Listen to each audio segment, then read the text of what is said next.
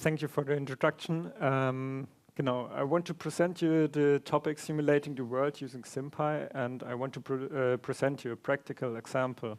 So first of all, as said, I'm Niklas, I'm a cloud engineer and first-time speaker, so please be kind. Just some small advertisement. I work at Innovex. We are IT project center, and they sponsored me to talk to you here. We are also hiring data engineers and machine learning, also cloud engineers, if you want to work with me, maybe. So first, some storytelling, how I got to simulating something. It was about a year ago. I had to write my final thesis, and cloud engineering, I searched on topic, and then we found load balancing. You might think load balancing, that's not that interesting, but we have then thought about what is load balancing and how we can improve it. There are some new load balancing algorithm with self-regulating them and smart decisions and controlling themselves and communication between the backends and the load balancer. So then how hard can it be, and are there some implementations? And that's why I began the investigation in simulation, because there are nearly no implementations of this new algorithm, or they are so widespread across different load balancers like Nginx, Envoy, and so on, that I can't compare them against each other. That's why I started simulating them. So what is a simulation? A simulation is mostly an imitation of a real-world process, and you cannot quite get it 100% quite done right, but you have full control over the environment, and that is the goal of a simulation. You have control over each component, and you have control over each step, and so you have also control over time. And the most critical thing when you want to evaluate something, it is repeatable. So you have the same input, you have also the same output. And when I was searching for some simulation framework, because I don't want to write it myself from the ground up, that was also an idea of mine, but it's very complicated, I stumbled upon SimPy. And SimPy is a process-based discrete event simulation framework based on standard Python. Has somebody of you used SimPy or heard ever of SimPy? Some of you, okay, that's great. So you're a little bit familiar, and when I make mistakes, please correct me. Yes, so as said, it's a discrete event-based simulation framework, and it uses an event queue under the hood, which is a heap queue implemented, and it stores the event there and checks which event needs to be evaluated at the next time. And there's a tuple of three metrics which are stored there. It's the time, an event ID, which serves as a time breaker, and the event itself. And so it gets pushed up the queue, and every now and then an event is processed.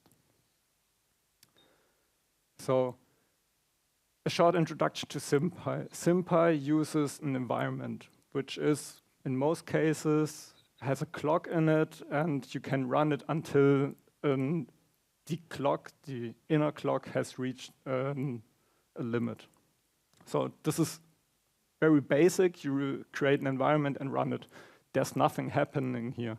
So there's no process or anything else. But you can create processes like this. You create an environment, you have a run, in this case, a run method, and as you see, it returns a process generator. SimPy relies on the yield keyword and also on the generators of Python. So later you call environment process, and then our run method, and you call the environment.run, and you create your first process, and every now and then after a timeout of 5 in this case, it does some simulation and yields an event back. So this is very basic. So as I have told you, I've worked on load balancing, and later this was my architecture for the load balancing scenario. So each box is later in process of SimPy. And this architecture was later very flexible, and it creates multiple clients with multiple processes, one load balancer, and multiple backends. So it helped me quite to evaluate these load balancing algorithms. So, but what you don't really see, every entity till the wire is an entity which I can control and which I can inject any distribution or distortions or anything else. So you see a lot of communication, but how is this done in SimPy? SimPy provides some shared resources for you, which you can use out of the box.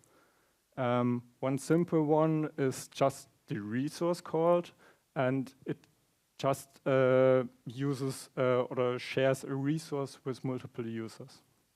Then there's a container which stores a numeric value, but the most heavily used by me is a store, which is just a queue, and you can input elements and you can retrieve elements from the store.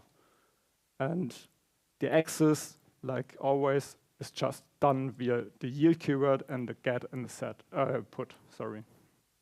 So this was then the whole fundamental in a really short time to get started with SimPy. So we want to put it together, and I've dumped the code of a wire. It's very simple, but I hope you can get the concept of a wire, how it is done. It is using a store. It's then defined as a sync protocol that some other entity can put a packet to the wire, and the packet is then distributed to other things to put it to another entity. And down below is a distribute function with just the put starts self a process to delay the packet depending on the size of the packet. So it can simulate a larger packet takes longer to distribute over the wire. Yeah. Then what can we do with SimPy and how can we enhance it? So how can we collect data to evaluate something then? How can we define behavior or configure such a simulation then? Collecting data is a little bit strange. It has no built-in data collection mechanism. You have to do it yourself. This is mostly done, or you can do it with an event.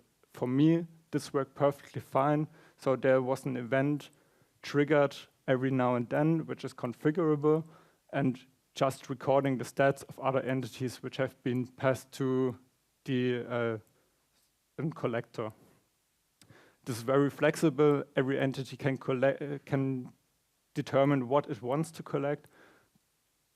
And so you can define what you want to collect and do not depend on any other things. Then how can you define behavior? Behavior defines, in most cases, the outcome of a simulation. You want to be repeatable, but in most simulations, behavior is defined via some formula and with some logarithms or distributions. And so you want to you want to change them based on your input or on your needs. So for me, what worked fine was to define some value generator, which I can then swap out. And then you can define some abstractions around this, some list generators, some tuple generators, to even be more flexible and to generate these values you want to depend on. Some small mix-ins you can put in, some random mix-ins, also passing a seed to be repeatable. Do not forget the seed if you want to use some randomness, or also some jitter to have a wave formula which is not clearly a wave, but add some jitter to it. These are also components to define the behavior, and some really simple behavior is some static generators to always yield a single value or to yield a list of a single value, but also derived from it, some null generator also yields the null, 0 as a value. So this is how you can easily define behavior, but what comes with it is you can then explore in it, defining distribution functions from it, defining other formulas, or just a random number generator. So this is very flexible, this design, and based on the interface, you can then interchange it on your needs. But as a cloud engineer, I like YAML to configure my things. So I've used Pydantic settings, which is very nice, and you can define your configuration via YAML. And it supports also, what is it called, YAML anchors to reduce your config. So in my settings file was later about 300,000 lines of code, and I can dump it down to 10,000 just by using YAML anchors. So it supports it, it's very flexible, and I really recommend it if you use some YAML configuration, use Pydantic settings to configure them. So yes, if you want to use some of the things I've shown you, there's a package I've created. There's no pip package for it because the name is already taken. Yeah, just take the Git and use it. It contains all the settings, all the generators. Feel free. Something I want to show you or tell you about some pitfalls you might run into when you simulate something. Please make the correct abstractions. Real-world processes are complex, and you need a decision to decide on which complexity is needed. In my case, I had load balancers, and I want to simulate load balancing on the HTTP level. So if you look at a TCP stack, I want to load balance at the application layer. I first started to simulate at the transport layer. Then I found out, okay, HTTP3 uses UDP, so I have to simulate also UDP and TCP, and what is really required for this. So after some time, I have made these mistakes, and I have chosen the wrong abstraction layer and decided then to only use the application layer as an abstraction. The next thing is time and the clock resolution. You have also to choose the right clock resolution if you run your events. So each event is through the queue timed, but what if you want to run your event, or you think one tick is 1 minute, but in really it is 1 millisecond. Don't underestimate also the time of running such simulation. The worst time I have had for a simulation, I was simulating 10 minutes with 1 tick as a resolution of 1 nanosecond. It took about 9 hours. So don't underestimate the time it takes also to run the simulation.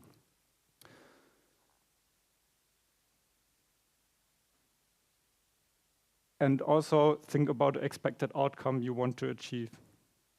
Do your values correspond with what you expect it to be? I've chosen the wrong packet size I was expected from one request, but as 20 megabytes per request, but you are short as 20 kilobytes per request. So there was a thing that the packets took too long to transmit via over the wire, and this was garbage data in such sense. So also think about the expected outcome you want to have, or if the simulation makes sense and what it is. So as an outcome, this was one of the graphs I've shown, and I have proven that the newer algorithms are better at distributing packets, and they can serve you more value. Yeah. So as an alternative to SimPy, you can also use Celebim. I have not used it, but if you want to use it, it's also an alternative. It does not rely on the yield keyword, but maybe it is more for you because it has a built-in animation system. Maybe that's something you want to use. SimPy does not. You have to build your own. Don't know how your experience with graphics are. My experience with graphics are not that good. Components inherit, and there's just one process per component, which was not quite what I wanted because I needed multi-processes per component, and this was not an option for me. So maybe I have done it wrong. You hold it wrong, the typical sentence you have all heard. But for me, Celebim was not an option in this case. So, yeah. You can now simply start using SimPy or just wait for an implementation. In my case, I had more or less than to wait for half a year, and there was one load balancing with all implementations I've required. But until this point, I've already written my simulations. They deserved what they showed what I wanted, and this is what I want to tell you. Simulation is not that hard, so yeah. Thank you. If you have any questions. Thank you so much, Niklas. We have a few questions here. The first one is, what are the main reasons for using SimPy to simulate load? What does the naive approach, for example? Oh, okay. Okay, sorry, the questions keeps mixing up. You mentioned using a resolution of 1 nanosecond. Is this type of resolution needed for the use case? I would have guessed maybe 100 nanoseconds or 100 nanoseconds to 1 nanoseconds. Sorry. I wanted to simulate a very high demand of requests, so yes, in this case it was needed. Yeah. If you have a lower resolution, your data is also, or the resolution you use to, or you choose is what your events are sent. You can also lower the resolution if you collect not in that, in a less interval, or a shorter interval or greater interval. So you can then decide on your data what you also collect. Yeah. Okay, the next question says, what are the main reasons for using SimPy to simulate load? And then it continues saying, what does the naive approach, for example, a loop over request, miss? So my approach, why I choose SimPy, I don't want to write C. There was also a network simulator written in C, and I don't want to write C. That's the main reason why I have searched for other frameworks. And yeah, the network would have been maybe some better options because there are more abstractions, more predefined components. But for me, SimPy was later the better choice to have more control because the C implementation also provided some capabilities to inject load from real-world applications. So this was not what I wanted. Yeah. Okay. What are the main reasons for using SimPy to simulate load? Sorry. Did you answer that? No, not. It was part of the... Yeah. To simulate load, is not what I wanted to simulate. So I want to simulate load balancing. So load balancing between different servers in this case. Yeah, this was and I just needed something to simulate the load balancing algorithms. Yeah. Okay, maybe good to mention that discrete event simulation is partly suited for logistic systems like handling in ports or warehouse, etc. I think that's just a statement. Yeah. Maybe true. I'm not an expert of logistics. It can be used for load balancing or networking if you need that kind of stuff. But logistics, I don't really know. So yeah, it can maybe be used. Okay. If you want to simulate physical systems like electrical system, what does SimPy offer? SimPy just offers the discrete event system. You have to more or less do it your own hard way and create your own components. If you are lucky, there's maybe a library dependent on SimPy which provides some entities for you or some components to use it, but in most cases you have to do the hard work yourself. Okay. On what hardware did you run your simulations? And it continues, did you try to scale your compute? Yes, I have also scaled it. It was later a 32-core machine, but SimPy is really single-core performant. So I have later run multiple simulations parallel. There's no much need for multiple cores. Yeah, what was later my shortage was RAM when I evaluated the data. Okay, the final question states that, what about using Py03 for Rust with Python binding for the most demanding parts of the simulations? And then it continues, I imagine Python's overhead is very time wasting. Maybe a solution. I have not investigated it. Okay, that was the final questions. Thank you so much for the informative talk. Can we please give a round of applause to our presenter?